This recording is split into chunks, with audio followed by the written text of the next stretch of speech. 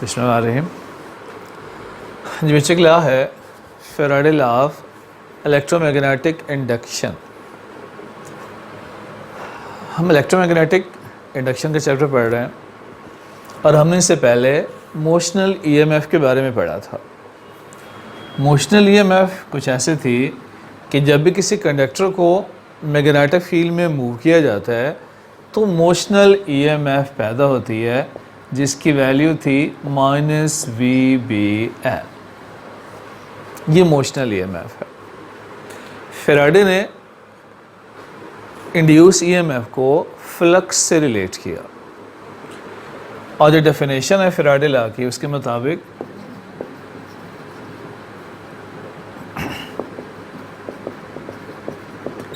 EMF induced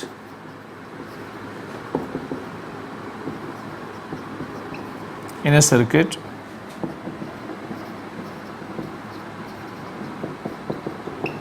is directly proportional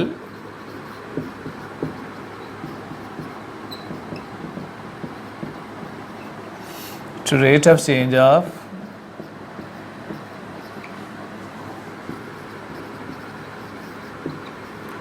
magnetic flux. ये Faraday law है कि किसी भी सर्किट में ईएमएफ का इंड्यूस होना किस पे डिपेंड करता है, rate of change of magnetic flux पे डिपेंड करता है। डेफिनेशन के मुताबिक EMF induce is directly proportional to rate of change of magnetic flux. Delta phi change in flux, delta T कितने टाइम में फ्लक्स में चेंज आ रही है, that is rate of change of flux with time. Constant यहाँ पे use करते हैं -n delta phi divided by delta T. n क्या है, नंबर ऑफ टर्न्स हैं। तो ईएमएफ इंड्यूस का डिपेंड फैराडे के मुताबिक दो चीज़ों पर है। जितना ज़्यादा मैग्नेटिक फ्लक्स में चेंज आती है उतना ज़्यादा ईएमएफ पैदा होगा, जितनी नंबर ऑफ टर्न ज़्यादा होंगी उतनी ज़्यादा ईएमएफ इंड्यूस होती है। तो इस इक्वेशन को प्रूव करते हैं। मोशनल ईएमएफ में हमने ये पढ़ा था कि ये दो कंडक्टर्स हैं, इन दो कंडक्टर्स के ऊपर हम तीसरे कंडक्टर को स्लाइड कर रहे हैं, मूव कर रहे हैं। ये कंडक्टर है जिसकी लेंथ L के बराबर है और ये मैग्नेटिक फील्ड में है। इस मैग्नेटिक फील्ड की डायरेक्शन किधर होगी, this magnetic field is inward. इसकी डायरेक्शन इनवर्ड है क्योंकि ये क्रॉस के फॉर्म में है। तो ये मैग्नेटिक फील्ड है, कंडक्टर की जो डिस्टेंस है फर्ज करें x1 है। मैंने सर्किट को क्लोज करने के लिए यहाँ गैल्वानोमीटर बांध दिया। गैल्वानोमीटर क्या बताएगा कि वोल्टेज या करंट इंड्यूस हुआ है या नहीं हुआ। इस कंडक्टर को मैं इस A पॉइंट से मूव करता हूँ और कुछ वेलोसिटी से इसको B पॉइंट तक ले आया।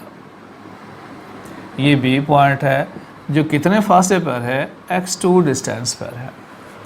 गोया मैंने इस कंडक्टर को डेल्टा x डिस्टेंस मूव किया और ये डेल्टा x किसके इक्वल है, x2 माइनस x1 के बराबर है।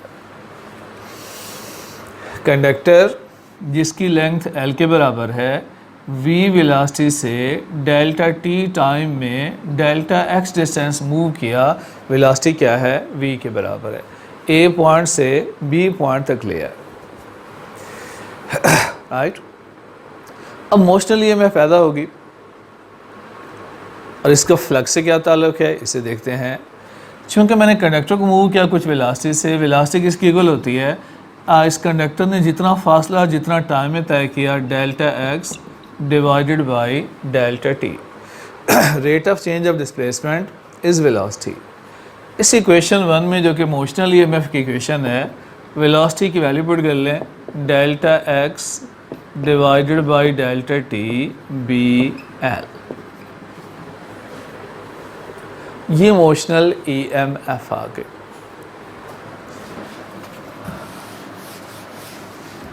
जब कंडक्टर यहाँ पर है, लेंथ L के बराबर है और डिस्टेंस x1 है, इस पोर्शन का एरिया A1 होगा LX1। और जब मैंने इसको B पॉइंट तक मूव किया, इसकी टोटल लेंथ डिस्टेंस x2 है, लेंथ L है, इस पोर्शन का टोटल एरिया होगा LX2। एरिया में कितने चेंज आई? डेल्टा A होता है A2 minus A1 LX2 minus LX1, अगर L कॉमन ले लें तो x2 माइनस x1 या डेल्टा A बराबर होगा L डेल्टा x। गोया जो L डेल्टा x है वो चेंज इन एरिया है, डेल्टा A के बराबर है। तो इस इक्वेशन में ये लिख सकते हैं minus L delta x divided by delta t multiplied b। L और डेल्टा x को मैंने कंबाइन कर दिया, मल्टीप्लाई b है, नीचे डेल्टा t है। अब L डेल्टा x किसके बराबर है? डेल्टा A के बराबर है। So minus delta A multiplied b divided by delta t, ये EMF की वैल्यू आ गई। ठीक है, L डेल्टा x क्या बन गया? डेल्टा A के बराबर है। अब फ्लक्स के बारे में पढ़ा था, मैग्नेटिक फ्लक्स क्या होता है? B dot area. जब एरिया A1 है तो मैग्नेटिक फ्लक्स φ1 होगा। जब एरिया A2 हो जाए तो मैग्नेटिक फ्लक्स क्या हो जाएगा? φ2 BA2। Change in flux delta phi क्या होगा? φ2 minus φ1 BA2 minus BA1। B common ले लें, A2 minus A1 A2 minus A1 क्या होगा? Delta A। ये किसके इक्वल है? डेल्टा फाई के बराबर है। गोया जो B डेल्टा A है वो डेल्टा फाई है। यहाँ पुट कर लें तो EMF होगा minus delta phi divided by delta t। तो ये फेराडे लॉ बन गया कि EMF induced in a circuit in a close path is equal to rate of change of magnetic flux. ये क्लोज सर्किट है, इसमें जो करंट इंड्यूस हुआ, जो EMF इंड्यूस हुई है, EMF किस में इंड्यूस होती है? इस कंडक्टर में, और इस कंडक्टर में जो EMF इंड्यूस हुई उसने फिर क्लोज पाथ में करंट इंड्यूस किया। उसके डिपेंड किस पे है? Rate of change of magnetic flux पे, क्योंकि एक ही नंबर ऑफ टर्न एक ही है, लिहाजा यहाँ पे नंबर ऑफ टर्न 1 है। अगर एक से ज़्यादा कॉयल होती, इसमें नंबर ऑफ टर्न ज़्यादा होती, n नंबर ऑफ टर्न्स होती, तब EMF क्या बन जाती? Is equal to minus n delta phi over delta t। तो ये मैथमेटिकल फॉर्म है फेराडे लॉ की कि rate of change of magnetic flux जितना ज़्यादा होगा उतनी EMF इंड्यूस ज़्यादा होती है, राइट? तो rate of change of magnetic flux, इसका यूनिट भी क्या होना चाहिए? EMF होना चाहिए। Delta phi divided by delta t किसके बराबर होना चाहिए? EMF। EMF क्या है? वर्क पर चार्ज, जाउल पर कॉलम। जाउल होता है न्यूटन मीटर पर कॉलम, इसे क्या कहते हैं? वोल्ट कहते हैं। तो जो EMF है ये जाउल पर कॉलम या न्यूटन मीटर पर कॉलम है, इसे वोल्ट कहते हैं। अब देखते हैं कि rate of change of magnetic flux क्या है। मैग्नेटिक फ्लक्स होता है BA divided by time. Magnetic field का यूनिट टेस्ला और एरिया का metre square divided by time है सेकंड। तो टेस्ला मीटर स्क्वायर वेबर है, वेबर पर सेकंड। टेस्ला किसकी इक्वल होता है? हमने पीछे पढ़ा था force on the charge particle QVB है। यहाँ से B की वैल्यू होती है force divided by charge velocity. Newton charge का यूनिट कॉलम और वेलोसिटी का मीटर पर सेकेंड। गोया B की जगह पुट करेंगे newton second coulomb metre. Newton second नीचे है कॉलम मीटर। मीटर स्क्वायर और सेकेंड पहले ही है। एक सेकंड से एक सेकंड कैंसिल हो गया, मीटर से मीटर कैंसिल हो गया, बाकी रह गया न्यूटन मीटर पर कॉलम। और न्यूटन मीटर जाउल होता है, जाउल पर कॉलम वोल्ट होता है। गोया जो rate of change of magnetic flux है उसका यूनिट भी वोल्ट है।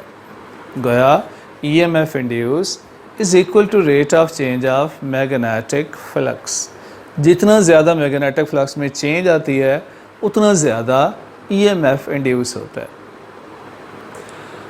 तो जबकि सर्किट में EMF इंड्यूस होती है, क्या उसका डिपेंड सर्किट की रेजिस्टेंस पे होता है? जब आप कंडक्टर को मैग्नेटिक फील्ड में मूव करवाते हैं, ये कंडक्टर है, आपने इस कंडक्टर को मैग्नेटिक फील्ड में मूव करवाया,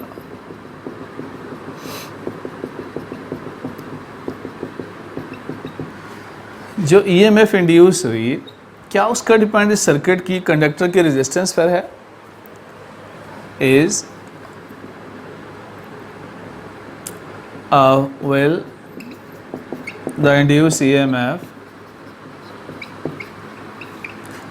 depend on resistance, और सेकेंड है will the induced current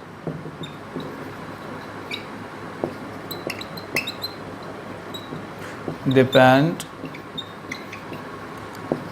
on resistance of circuit। जिस सर्किट में ये इंड्यूस हुए हैं, आपने बताना है मुझे क्या इंड्यूस EMF का डिपेंड रेजिस्टेंस पे होता है, क्या इंड्यूस करंट का डिपेंड रेजिस्टेंस पे होता है। इसके बारे में सोचिए और बताइएगा। Thank you.